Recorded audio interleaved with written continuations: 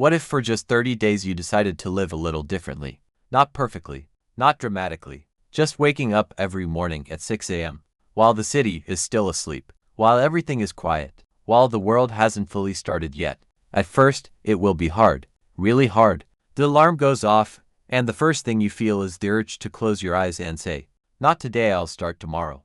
And honestly, that's where most people give up. Not because they're weak, but because sometimes the hardest thing isn't changing your life. The hardest thing is winning against yourself in those first 5 minutes after you wake up. Because in the morning, you're not fighting your bed. You're fighting the part of you that always chooses what's easy. But what if this time you actually get up? Not because you feel like it, but because you promised yourself you would. The first few days, nothing special happens. You won't feel powerful. You won't suddenly become a new person. There's no instant transformation. Just the silence of the early morning, the cold air, and you. But in that silence something starts to change. Something most people never notice.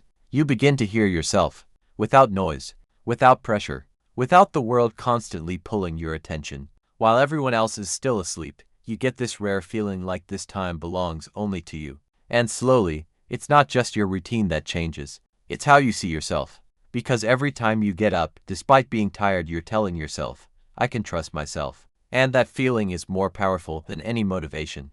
After a few days, you notice a sense of calm. After a week, you feel more in control. After 2 weeks, you start to respect yourself. Not because you wake up early, but because for the first time in a long time, you stopped letting yourself down. And maybe the most powerful part isn't waking up early. Not productivity, not the routine, but the moment when one morning you realize something has changed. You're no longer the person who just promises to change their life. You're the person who actually started. And maybe the real question isn't whether you can wake up at 6 a.m. for 30 days, but who you could become if you finally start keeping the promises you make to yourself.